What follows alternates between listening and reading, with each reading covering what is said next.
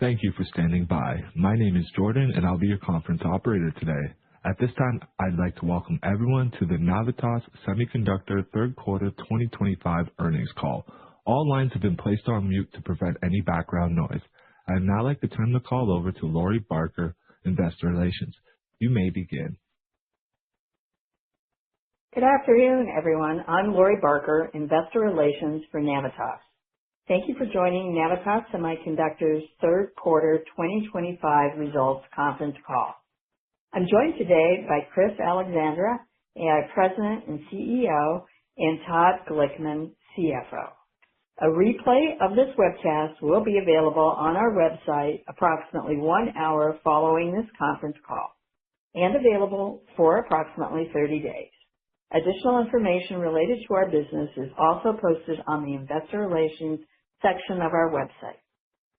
Our earnings release includes non-GAAP financial measures. Reconciliation of these non-GAAP financial measures with the most directly comparable GAAP measures are included in our third quarter earnings release and also posted on our website in the Investor Relations section. Non-GAAP expenses and operating margin exclude stock-based compensation, amortization of intangible assets, and other non-recurring items. In this conference call, we will make forward-looking statements about future events, our future strategy, or the future financial performance of Navitas. We may make predictions or describe trends in our industry and markets. You can identify some of these statements by words like we expect or we believe or similar items.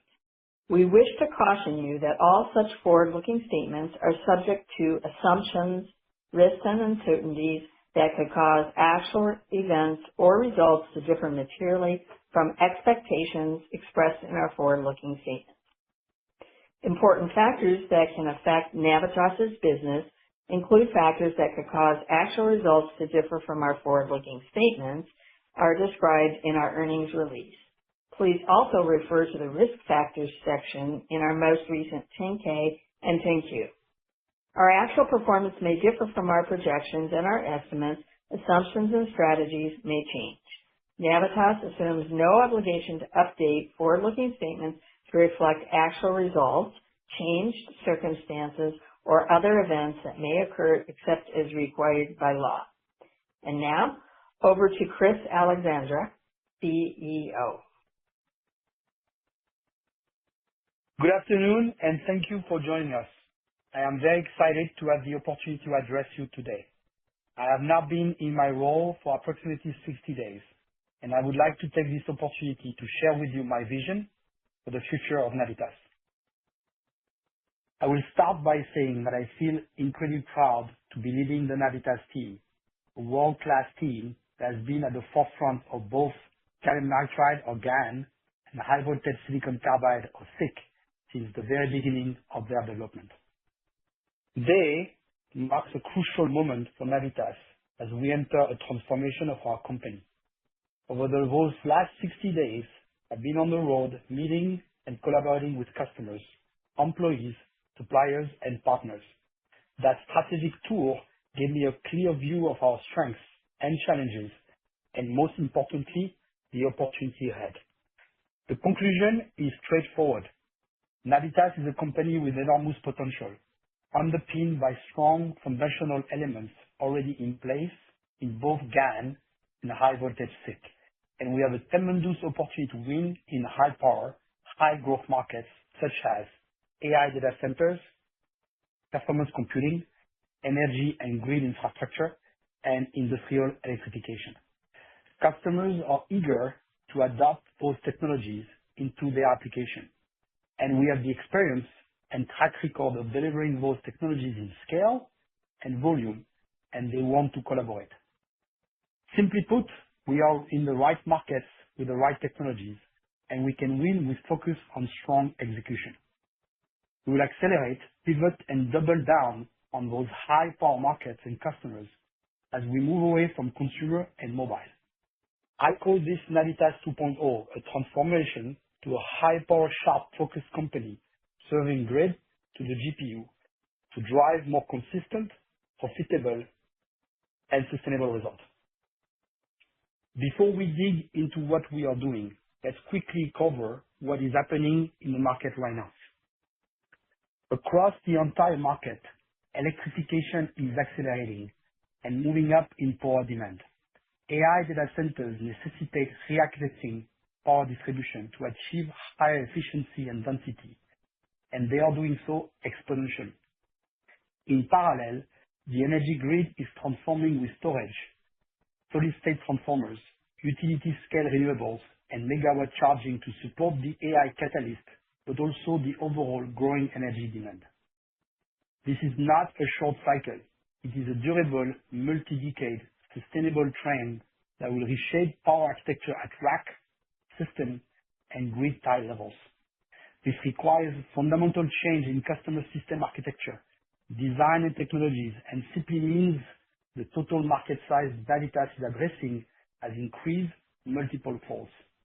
It opens immense opportunity for high-power players such as Navitas 2.0.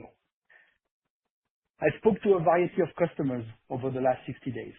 Every single customer I met in those segments, from leading US hyperscalers and AI GPU vendors, performance computing OEM and ODM, to the many and very innovative customers enabling a complete re-architecture in the energy grid, told me the same message. GaN and high voltage SiC technologies are the solution to the problem they are trying to solve and the revolution they are driving, and they view Navitas at the center of this transformation, given our long history and track record in shipping those at scale. We have heard that message loud and clear, and therefore will immediately accelerate accordingly. We are one of the few companies with a complete high-power portfolio: GaN integrated with IC, and high voltage SiC. This combination, along with very strong system expertise built over the last many years, offers more value to customers. 10 years ago, Navitas was looking ahead at global energy demand, which was projected to grow by 200 to 300%, doubling to tripling over the next decade. EV, wind turbine, cloud computing, data centers, solar power, climate change, quantum computing, all those energy platforms requiring significant reformats to consume efficient, high voltage technologies which did not exist at that time. This enormous forecasted demand made it clear that power electronics would need a transformative leap in efficiency and power level. Standing back, it was obvious even 10 years ago that existing silicon-based chip and technology would simply not get us there. And we didn't even consider AI and its power-hungry implication back then. Navitas led the introduction of GaN into power electronics, leapfrogging established silicon players. Then we acquired and merged with GeneSiC, the leading advanced technology in high voltage SiC. We've shipped over 300 million GaN units with proven quality and reliability over the last 7 years. And GeneSiC brought leading-edge high voltage SiC technology, both together enabling power architecture revolution in AI data centers, performance computing, energy and grid infrastructure, and industrial electrification. GaN is now mainstream for AI data centers, performance computing, and industrial electrification. The NVIDIA 800-volt DC AI factory ecosystem announcement is the first proof point, and we expect it to be adopted across many other players. High voltage SiC is also supporting and enabling the energy grid transformation necessary to enable AI and the associated demand for more power. Both markets are intertwined. Underneath our portfolio are long-standing partnerships with leading fabs, back-end and module partners, a deep co-design with customers, and a very advanced solution and system architecture understanding, with more than 300 patents issued or pending. Our team has been on the forefront of GaN and high voltage SiC from the early days, now reaching over 2 decades combined, and that experience matters when customers move fast and execution is critical. Going back to Navitas 2.0 and the transformation from a mobile and consumer-focused foundation to a high-power company, that pivot is backed by decisive action that we have begun to take. Number one, resource realignment. We are reallocating engineering, commercial and application support, and R&D program towards high-power platforms and customers. We're ensuring we have the right people in the right markets and the right geographies, led by a renewed global high-performance leadership team. Number two, roadmap acceleration. We are accelerating the release of new product tailored to high-power markets targeted at rack, system, and grid-type nodes. We expand medium voltage GaN devices, high voltage GaN devices and IC, and high voltage 6 module. Number three, go-to-market restructuring. We are focusing on hyperscalers, GPU vendors, tier one OEM and ODM, and leaders in our focus markets, AI data centers, performance computing, energy and grid infrastructure, and industrial electrification. We intend to streamline our distribution network to align with those high-power focus markets. This also means a change in geographical resource deployment, including creating a stronger presence in the U.S., where we have growing and promising engagements. Number four, portfolio and customer pruning. We are deprioritizing lower margin, short life cycle projects, transactional markets, and customers such as mobile and selected China-based segments to redeploy capacity and attention to durable, high-power programs. Our focus is on the long-term engagement, where technological innovation makes a difference. We believe this will ultimately drive high-quality business with greater predictability, consistency, and a higher margin. Overall, this change will impact our business model. High-power engagements are indeed deeper, longer lasting, and multi-generational. We may often engage across multiple subsystems within the same customer, some served by GaN, others served by high voltage SiC. That breadth is expected to increase win rates, raise the blended margin, and produce more predictable, repeatable revenue compared with transactional, lower margin segments such as mobile. This is the foundation for Navitas 2.0, a scalable, profitable, and sustainable enterprise. At the OCP Global Summit, NVIDIA named Navitas a power selector partner for its next generation 800-volt DC AI factory power architecture. That validates our ability to serve the entire power path, from the grid to the GPU. In support of this ecosystem, we announced our first 100-volt GaN FETs, alongside our portfolio of 650 GaN discrete FETs and our GaN Safe IC and expanded high voltage SiC products. This is our first formal entry into medium voltage GaN, the critical range for AI server power stages and rack level distribution. We're sampling now 2.3 kilovolt and 3.3 kilovolt high voltage 6 module to leaders in battery energy storage system, solid state transformer program, and megawatt charging.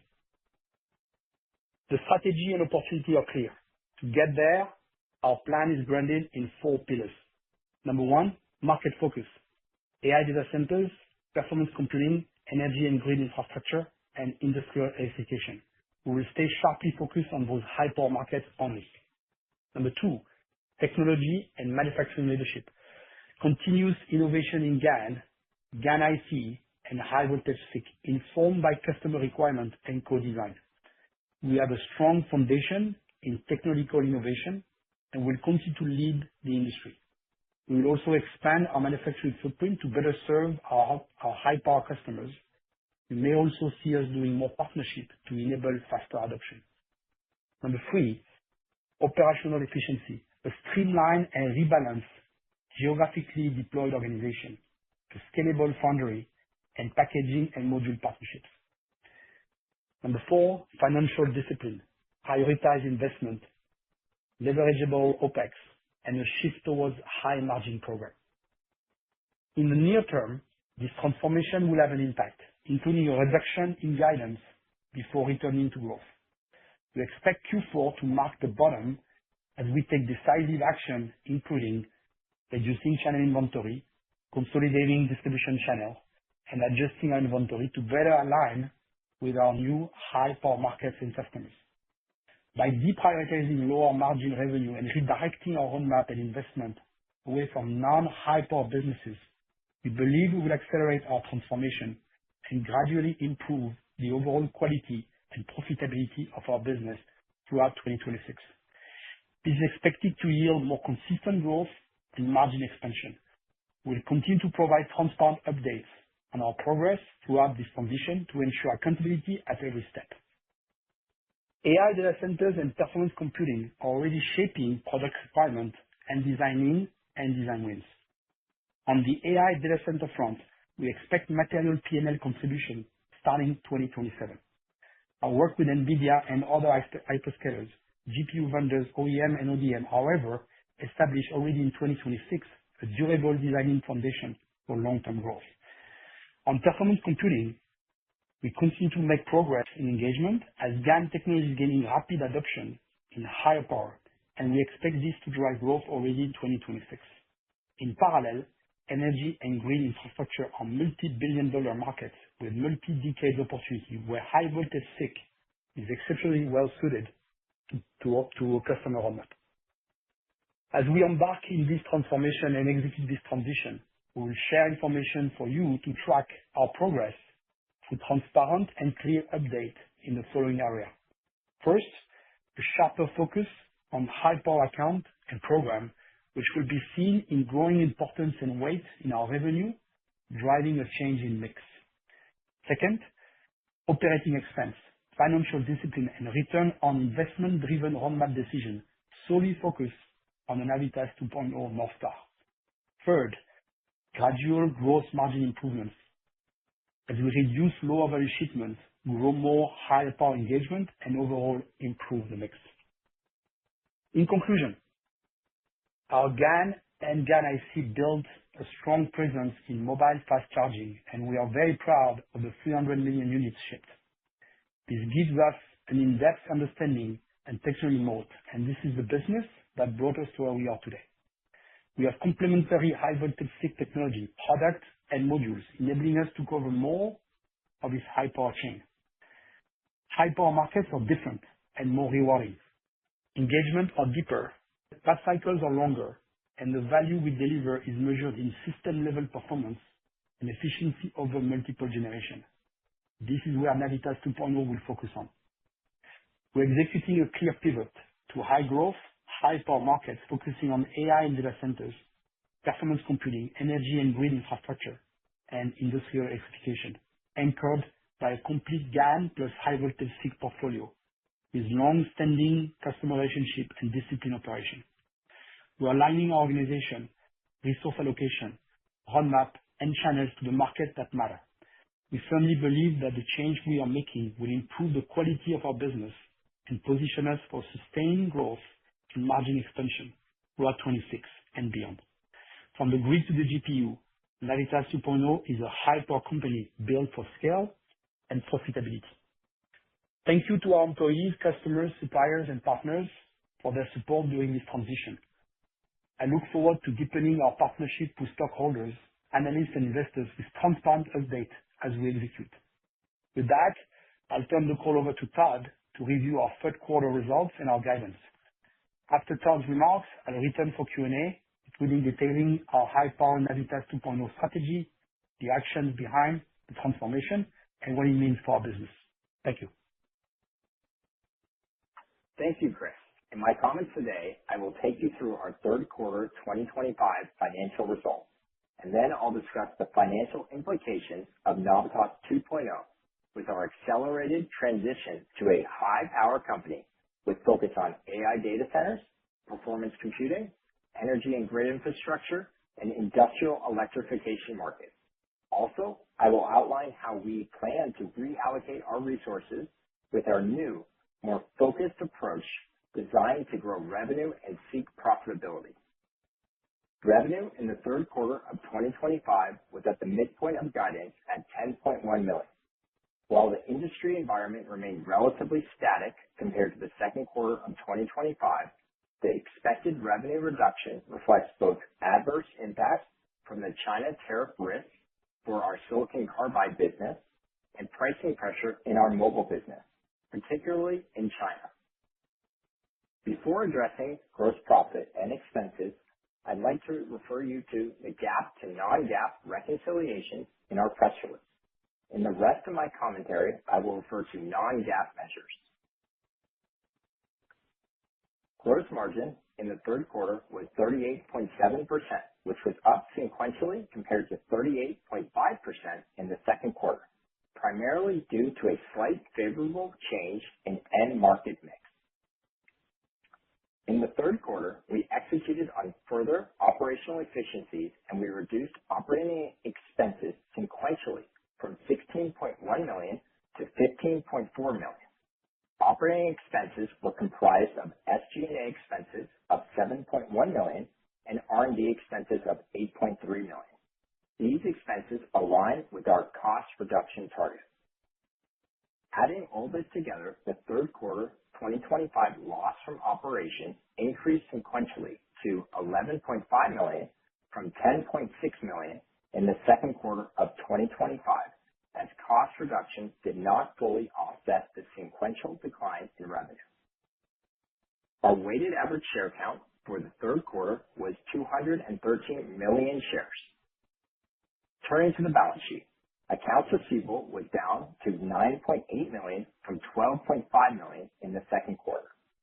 Inventory was relatively flat since last quarter at $14.7 million. Our balance sheet remains very strong as we exit Q3 2025 with high levels of liquidity and an improved working capital position. Cash and cash equivalents at quarter end were $151 million, and we continue to carry no debt. Moving on to guidance for the fourth quarter. We currently expect revenues at $7 million plus or minus $250K. This expected revenue reduction reflects our strategic decision to deprioritize our low power, lower profit China mobile business, as well as our efforts to level set channel inventory and streamline distribution network to align ourselves with our high power directive. We believe that Q4 will represent the bottom for revenue, as these actions will allow us to move faster to concentrate on the high power business and customers that will in turn enable consistent gradual revenue growth throughout 2026. Gross margin for the fourth quarter is expected to be relatively flat compared to the third quarter, with our guidance at 38.5% plus or minus 50 basis points. However, we anticipate the technological innovation we bring to high power, high growth markets will result in a progressive increase in gross margins going forward. Turning to operating expenses, we anticipate continuing to trim expenses to $15 million in the fourth quarter, reflecting a 24% year-over-year reduction. We expect to continue to reallocate resources and expenses as we redeploy the company towards higher power customers and markets, notably U.S. customers.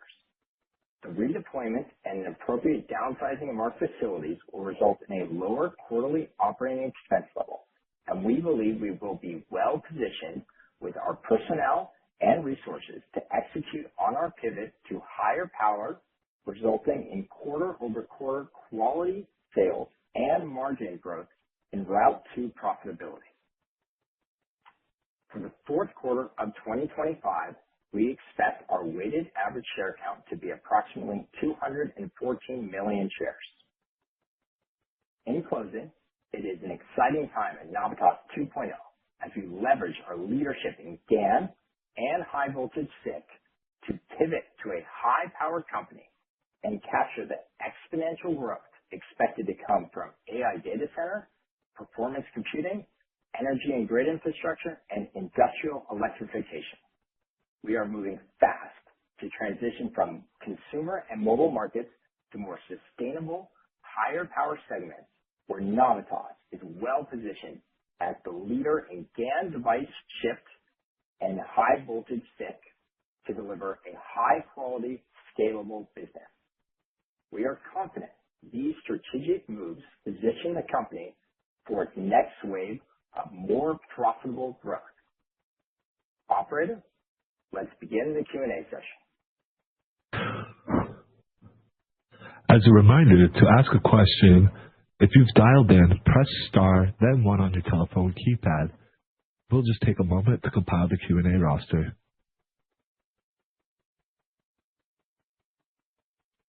Your first question comes from Kevin Cassidy from Rosenblatt Securities. Your line is live.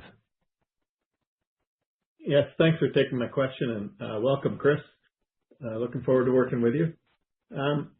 Maybe just to understand a little better the shape of this transition. How long of a tail is the mobile market? Do you have some, higher voltage applications in the mobile market that could continue on and then cross over to the power supplies, high voltage power supplies? When do you expect that would be more than 50% of the business? Yeah, no, that's a great question. Maybe I could start there, and Chris can add more. So when we're looking at the business today, right, I think as we look at Q3, mobile represented the vast majority of our business, and as we move into Q4, it's going to actually represent less than 50%. And all the growth going forward in our company, as we go quarter on quarter, as we discussed, the gradual growth is going to come from these new markets of AI, data center, performance computing, and grid infrastructure. Hey, Ross, nice to meet you, and very good question. As we move towards 26, what we see is, as mobile continues to decline, we see an acceleration of the high power market that Star just listed, and we believe this is going to enable us to drive the quarter-over-quarter gradual growth that we talked about. When it comes down to mobile, I think you have to differentiate the high end of the mobile to the low end of the mobile. The low-end side has quickly commoditized over the last year or two. The high end, however, we've reached a plateau. And if you think about 100-watt chargers today, there is less and less differentiation, and we anticipate an acceleration of the commoditization. That's why we decided, along with the speed and the opportunity in the high power market that Todd mentioned, we decided to accelerate that pivot that we had planned for a while. Okay, great. Thank you. And just as a follow-up, just to understand the AI data center, I see it as two stages. One, you have the power supply companies that tend to be more conservative, we'll say, in making transitions, and compared to the AI data centers that are starving for more power and would probably want to switch over more aggressively. So what is the strategy there? Do you work with the end users and pull the power supply customers along with them, or do you work behind the power supply customers? It's a very good question, Ross. Thank you for asking it. It's actually, we do both, but as we pivot, the orientation of our engagement is definitely more towards the OEM and the hyperscalers. Let's start by AI, because everybody talks about AI. AI is really a catalyst that drives change across all the markets we talked about. Data centers, of course, but we'll talk about performance computing that is also disrupted by AI, as well as the grid energy infrastructure. So as we ship today to AI, we ship through the, as you said, the power companies, mostly sitting in Taiwan. However, as the hyperscalers are taking control and driving the disruption of the architecture, we see engagement is pivoting towards the US. And the announcement made by NVIDIA with the 800-volt DC AI factory is really just an amplified example of how the hyperscalers are now trying to drive from the grid to the GPU and driving the architecture change at all stages. So we talk to those hyperscalers on all levels of the stages. We, of course, work with their partners to implement those solutions, but the system level discussion that we have and that we had over the last few weeks and months are really kind of enabling this transition that NVIDIA talked about, both for GaN as well as high voltage SiC. Great. Thank you. Sorry, I called you, I didn't use the proper name. Kevin, thanks. Sorry about that. Your next question comes from the line of Ross Seymour from Deutsche Bank. Your line is live. Hi, guys. Thanks for letting me ask a question. And Chris, welcome aboard, and you can call me Kevin if you want. So I guess a bigger picture question just to start. So when you guys were added to the collaboration list for the 800-volt data center stuff at NVIDIA, there were 10 names. The line at the time was you were the only one with GaN and silicon carbide. Now there's 14 names, and the incremental 4, a bunch of them do have the GaN side, maybe not as much silicon carbide. So I guess the question is, when you look at 14 potential competitors or whatever subset you align to, what do you think the true competitive differentiation is for Navitas? And is it more on the silicon carbide or the GaN side? Thank you. Very good question. I would start by saying that the fact that we have both high voltage SiC and GaN has not changed. And this is truly, as you said, a differentiator, and not many of our competitors are having that. The other thing, and I've spent over the last 8 weeks a lot of time with those customers, right? They all told me the same. When it is about enabling that pivot, that technology disruption, that adoption of GaN, track record matters. And we have, through the pioneering of GaN into the first market that got GaN at scale, which is mobile charger, developed expertise, deep technology understanding, and experience that really matter. So I would say, beyond the technology understanding, the fact that we have both speed and track record is going to be a key differentiator. And as I talked to NVIDIA and a few other of the hyperscalers, they all told me the same. It's about speed and support to have them enabling that transition with safety and execution. And that's where we're going to differentiate against our competitors. Thanks for that answer, Chris. And I guess whether it be you or Todd, it's nice that the fourth quarter is the bottom. When you think about growth going forward, I thought I heard, and forgive me if I missed out a little bit on this, but I thought I heard a significant portion of the data center side would be more in 2027. So just not putting absolute numbers around it, but the tailwinds sequentially in 1Q, 2Q, et cetera, of 26, what gives you the confidence this is the bottom? And just kind of conceptually, what are the areas that are going to grow off of the $7 million in the fourth quarter? Yeah, I think, what gives us confidence that this is the bottom is we actually proactively are walking away from revenue in mobile. We want to make sure that there's not a distraction in the business and we can concentrate on the long-term goal here, which is data center performance computing and grid infrastructure. So that's how it gives us the confidence. And going forward, the growth is going to come out of those markets and not mobile. And, with today, mobile represent a large majority. Going forward, that's going to continuously go down as we move through 2026. So that gives us confidence that not only the better revenue, but it will be more sustainable and more profitable. Let me add just one comment. First of all, as Todd said, by walking away from short-term, less long-term, less innovation-based engagement with customers and application, we are pivoting our resource a lot faster to drive this new growth. Number two, there's a clear acceleration in those markets. Should it be the growth in data centers itself, even in the form of the traditional, should I call it this way, traditional power implementation before we move to the 800 volt DC, and we benefit from that through the power vendors. If you look at the impact of AI in performance computing with those notebooks and other high-end computers getting more powerful, they also require a lot more power. And we see an acceleration of that demand to higher power in 26 going to drive a lot of growth. Last but not least, we also see an acceleration of demand when it comes to any form of energy and green infrastructure. So we have a lot of pull from mid-size to large-size customers that are really trying to accelerate how they can enable the AI revolution. So long story short, the AI is a catalyst across multiple markets.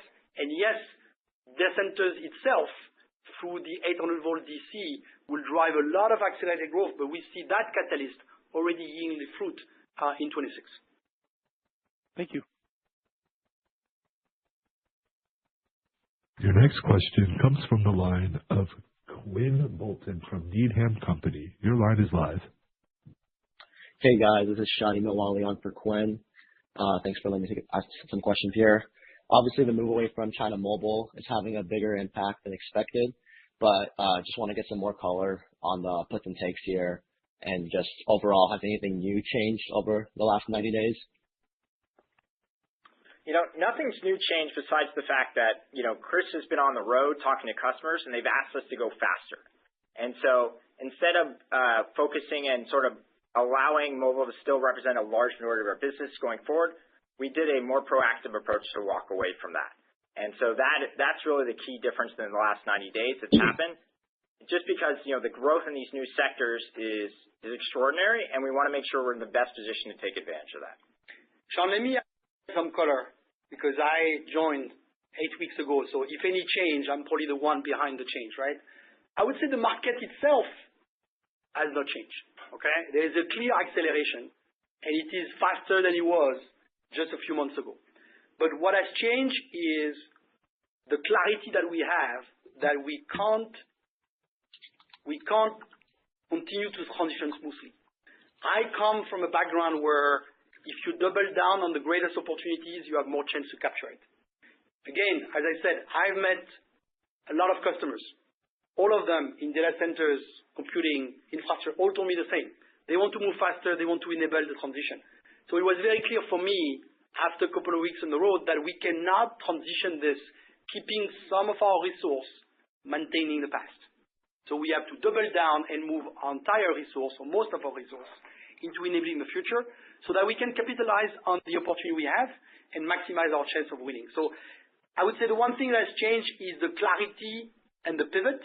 I think historically we've been trying to manage the past and the future, and with the amount of resource we have, we just have to accelerate that transition, in my opinion. Great. That was helpful.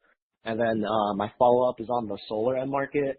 I believe in Q1 you guys talked about ramping a solar microinverter win in the second half of this year, and was just curious if this was still on track, and if so, how is the ramp going? Yeah, nothing has changed. You're referring to the NVTS, which will ramp in 26 with our lead customer, which is part of the energy and green infrastructure segment that we talked about. Thank you.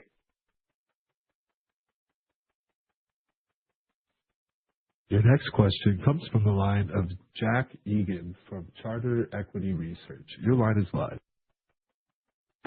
Great. Thanks for taking the questions. And Chris, congrats on being appointed CEO. So Navitas, I guess kind of a higher level question. Navitas certainly has some exciting opportunities ahead of it. You came from Renesas, and before that you had experience in quite a few large companies in the analog and power space.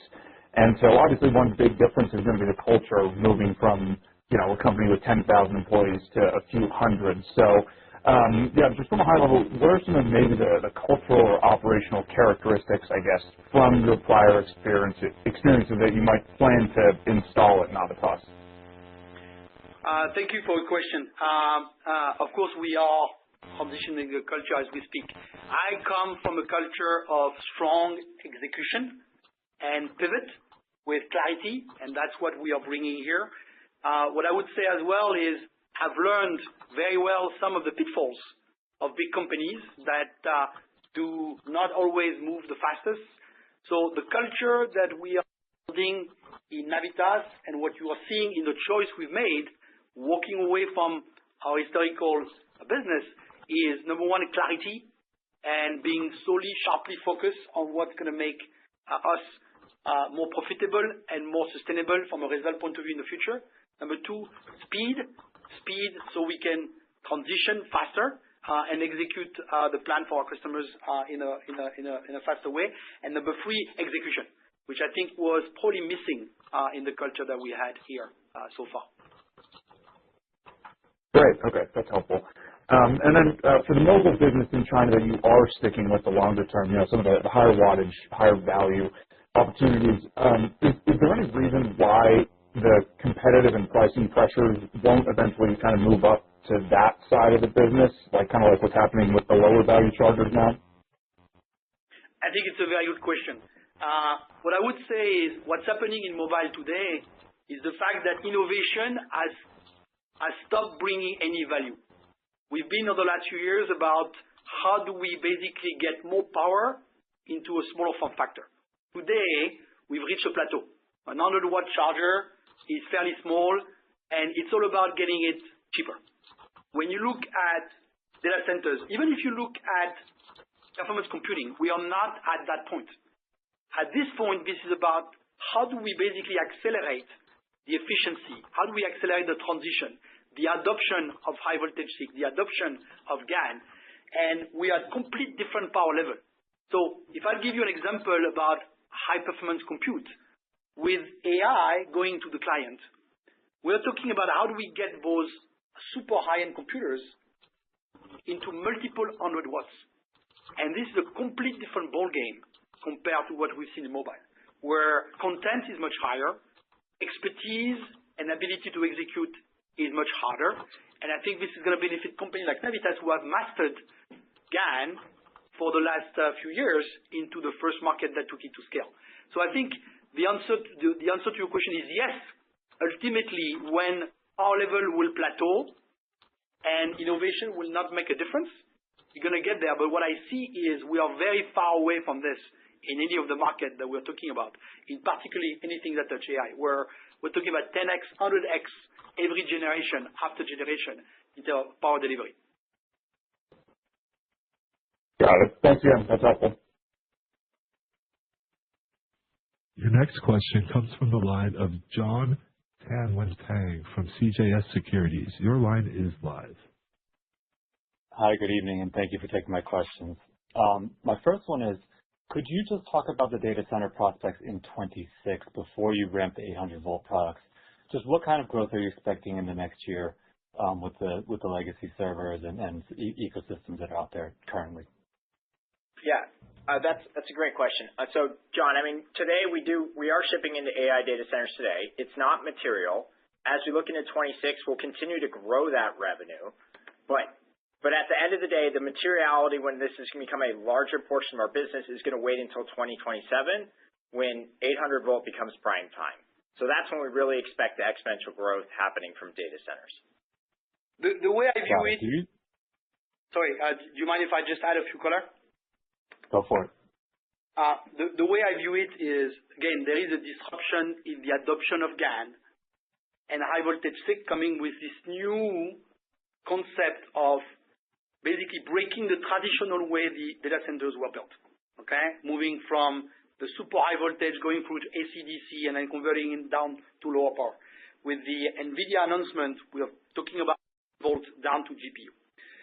So that will drive a lot more content and the rapid adoption of GaN. In the interim, as I said, AI is a catalyst. There's more server and AI deployment out there that drive ultimately growth for anybody serving power, right? So that's what Todd said.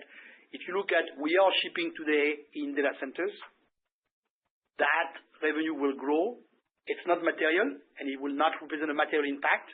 But in 27, as we pivot to the new architecture, this is where the content in GaN, mid-voltage GaN and high-voltage GaN, is going to drive to a complete different level. Great. Thank you. And then I was wondering if you could talk about your cash position and your burn rate, and if that leaves enough for you to ramp growth to meet that next-gen data center demand as you enter 27. Yeah, absolutely. So we finished the quarter at $151 million, and, it's a very healthy balance sheet with no debt. Right now, we're burning around $10 to $11 million a quarter, and that should be plenty to give us for our ongoing operations. So that's where we stand today. Okay, great. Thank you. Your next question comes from the line of Tristan Gerra from Baird. Your line is live. Hi, this is Tyler Bomba for Tristan. Thanks for taking the question. Navitas was initially planning on starting to ramp silicon carbide epitaxy internally mid-2024. How much of your silicon carbide output is currently insourced? What is your target for that, either in terms of dollars or % of revenue? Yeah, that's a great question. So yes, we did initially when the market was tight and we wanted to generate some epitaxy in-house. But however, given the market has loosened, we no longer do that. So we never initiated that project, and all of our substrates and epi, as it relates to high voltage silicon carbide, is outsourced today. Great. Thanks for the question. Your next question comes from the line of Richard Shannon from Craig-Hallum. Your line is live. Oh, hi guys. Thanks for letting me ask a question. And Chris, welcome to Navitas. I look forward to working with you as well. Let me ask my first question on data center here and talk about the engagement and how things are going here, and ultimately when you expect to get to wins here. I think the kind of part of the engagements model, which we didn't hear about any in your prepared remarks, is working with Infineon as a second source into this area. And wondering if that's still part of the strategy here. And then ultimately, when do you expect to be able to talk about getting wins and having visibility on when they ramp? Thank you for the question. So first of all, I'll answer on the Infineon. We continue to communicate with Infineon. You know that we have a cross-licensing going on. We continue to be aligned on the vision that we want to enable the adoption of GaN and high voltage SiC into those high power markets. When it comes to the engagement with NVIDIA, and I would say broadly with the hyperscalers, because we don't only spend time with NVIDIA, but we also spend time with a lot of the other hyperscalers, OEM as well as ODM, right? For me, 26 is about enabling the transition. First of all, we are not focusing only on the mid voltage and closer to GPU. We are focusing on the whole chain. We talked about energy and grid infrastructure. If you think about the first stage of the 800 volt DC, it requires to basically move from transformers to solid state transformers, where high voltage SiC is a prime technology. Then you have to go to multiple stage of power conversion. So your question is, when can you basically give us color on the engagement? We'll continue to give you in a transparent way how we expand our partnership. We can't be specific on any form of engagement, but what I can tell you is the number of interaction at system level, product level, technology level with some of the hyperscalers that you mentioned is all-time high. Okay, great. Thanks for that detail, Chris. Second question, really just kind of looking at calendar 26 here. It's kind of a multi-part question here. Please bear with me here. What if you give us some sense of the relative contribution of your lower voltage GaN here, and also silicon carbide? And then ultimately, I think the question we're going to get asked a lot tomorrow morning is, how do we think about calendar 26 sale? It seems like it's almost no chance it's going to grow year on year based on the dynamics you've discussed here. But if you could make any comment about how that looks, that'd be great. Thank you. So I'll start by answering your question about GaN versus SiC, right? And the growth towards 26, and I'll let Todd add some comment with a bit more detail. First of all, we don't look at the business at GaN versus SiC. As I mentioned early on, we are focusing on enabling this low power to high power, and we look at revenue really from a segment point of view. Okay, that's number one. Now, if you want a bit more color, and we talked about the fact that starting Q4, which is the bottom, we're going to grow quarter over quarter gradually as the high power markets are offsetting the decline in mobile. Both GaN and SiC will grow in high power markets. That's the fact for 26. Now, if you look at segment level, mobile will be down. Mobile consumer will be down. But high power computing and energy grid infrastructure will be up. And data centers will grow, even though not material, throughout 26, and really can accelerate the growth in 27. Right. And I think one of the other questions was on when was low voltage going to go into revenue. That's correct, Richard? Yeah, and some characterization of what kind of contributions you'll see for next year. Yeah, so, low voltage, we went to market with low voltage, as you saw at PSMC. That's designed right now for the 800 volt data center. So when that ramps, you're going to see material revenue from low voltage taking place. Yeah, we just announced a couple of weeks ago our first, it's actually a mid voltage GaN, 100 volt, which was the first outcome partnership with PSMC that we had for a couple of years. That's really tailored towards the last stage of power conversion into the AI 800 volt DC, and we expect that to start to ramp in 2027. Okay, great. Thanks, guys. Your final question comes from the line of John Tanwanteng from CJS Securities. Your line is live. Hi, I was just wondering if you could talk about the incremental margins in the high voltage data centers and the great opportunities, if they're any different from the existing high voltage businesses that you have or high power businesses. Yeah, I think both those margins, we expect those markets to have higher margins and more sustainable than our current mobile and consumer business, which is what is contributing to our guide to basically go quarter-on-quarter growth as margins as revenue picks up in 2026. I mean, John, what I would say is the high power markets are very different in nature.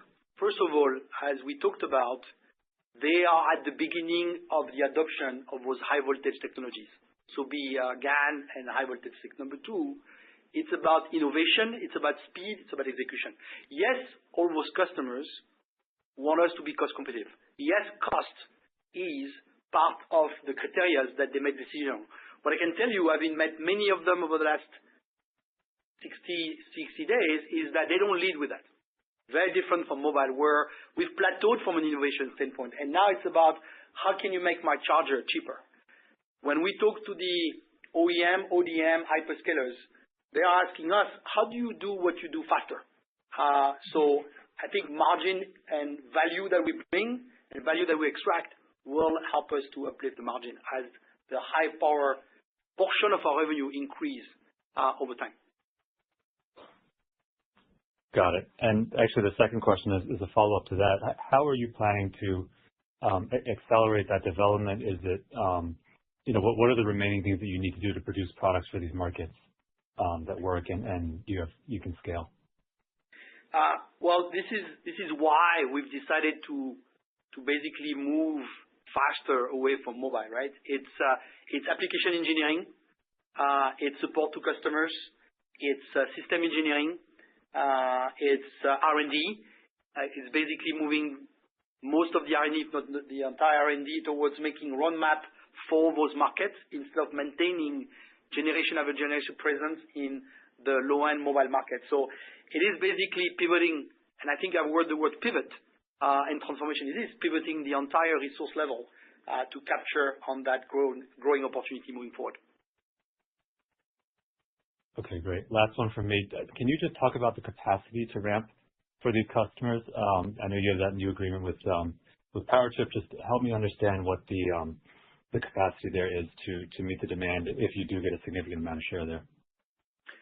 So what I would say is, first of all, TSMC has been a great partners, and they are helping us to transition for next year. We expect to continue to ship from TSMC for the next multiple years. Number two, we are ramping PSMC. We're in transition. We announced the first product on mid-voltage GaN.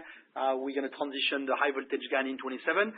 And last but not least, we continue to look for new foundry partners to be able to capitalize on the opportunity that we have, either from a geographical supply chain point of view or a cost point of view, as well as volume point of view. Great. Thank you. That concludes the Q&A session for today's meeting. You are now able to disconnect. Everybody have a great day.